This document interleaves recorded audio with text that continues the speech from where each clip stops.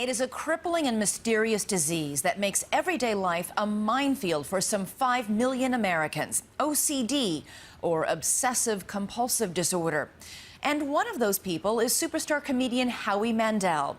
On stage, he makes millions of people laugh, but off stage, he can't shake hands with them, or touch a doorknob, or a glass, or even be with his own family at times.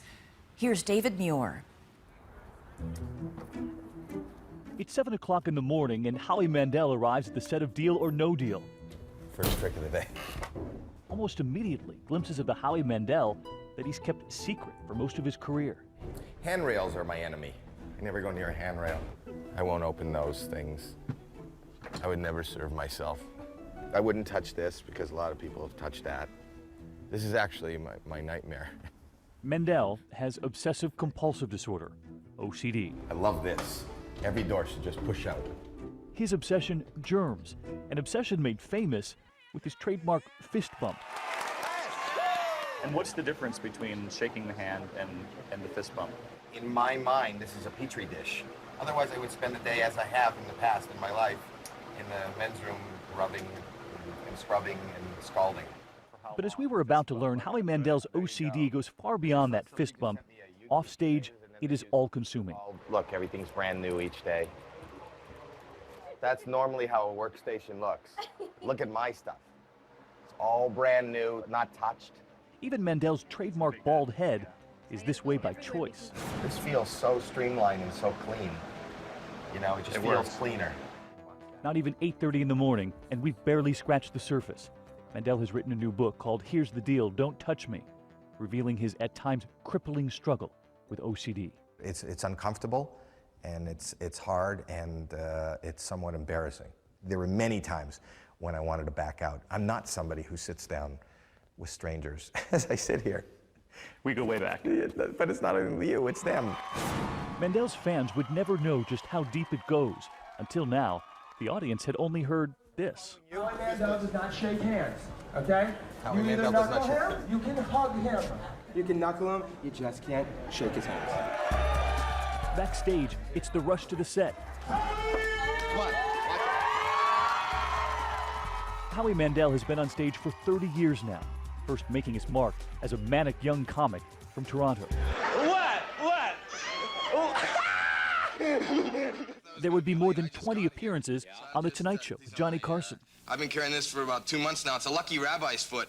And See, a lot of folks would think that's what would set off a panic attack, is sitting next to Johnny Carson, your idol. That's totally different than the fear that OCD injects into my life, which is terror. He would go on to star in the TV drama St. Elsewhere. that's doctor twerk to you. He was the voice of Gizmo in Gremlins. And Bobby in Bobby's World. I don't think you should plug that in. His daytime talk show. Here's Howie. He'd had a short run. Years went by, and then just as he considered bowing out of show business altogether, the phone call that he first considered an insult. Your wife called this one, though, right? Yeah, my wife said take the deal. Mandel tells us he never could have predicted the show's success, an audience of nearly 20 million viewers an episode. Nor did he imagine he'd ever be talking about his mental illness. You dropped the pill. Yeah. As our camera rolls, Yeah, it's right here. he drops the one anxiety pill he'd brought with him to the set. I don't want you to touch the floor, and I won't touch the floor. I mean, now it's coming off like crazy. But why? I'm not going to take it.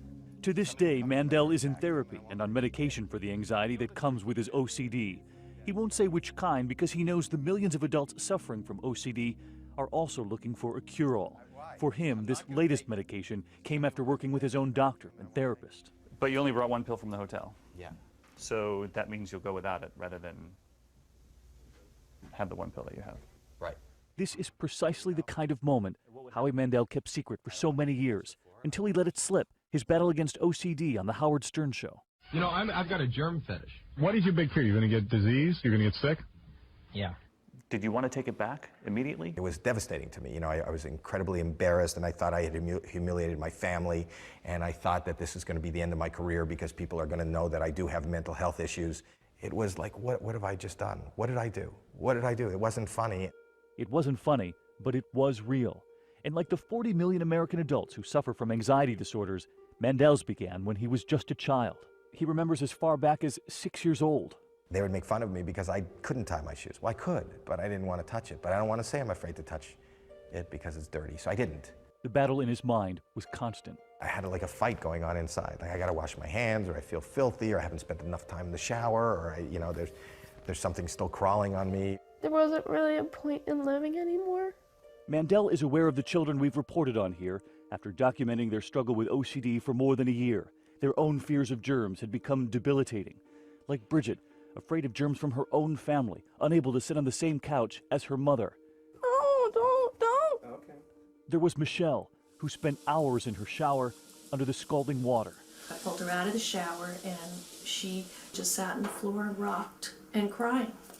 And there was Rocco, who begs his mother to reassure him every day that he won't get sick at school. Honey, I don't know what you're saying. I don't remember what I said about the day. You'll have a great day. Why do you do this? I said a couple things. Mandel sees himself in those children. He said he was an outcast in school, his humor out of bounds. Expelled from high school, he never finished. But he would find the stage a place for his comedy, and a young woman who found his brand of humor charming. 30 years later, she sits beside him as his wife, and both remember the title of his first featured act. Borderline psychotic. When you look back at that marquee, How did they know? Yeah, exactly.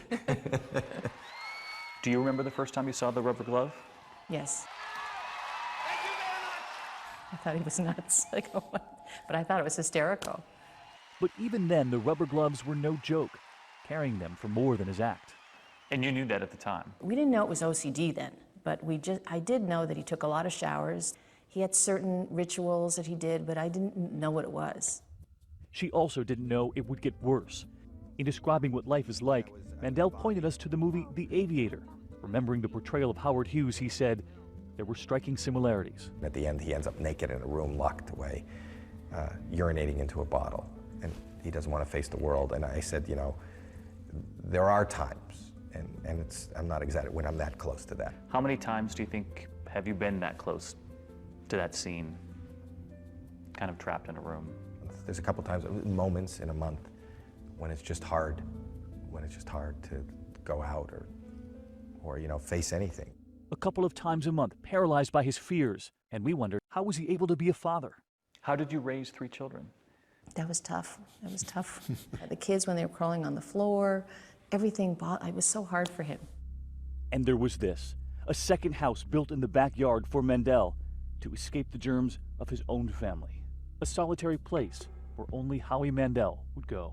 And it's embarrassing and it's hard, especially in front of your child. We have constantly told the kids, Daddy's behavior in those moments is not something to be emulated. Are you able to hug, kiss, touch? Hug, kiss, do everything. It's just for whatever reason, it's the hands.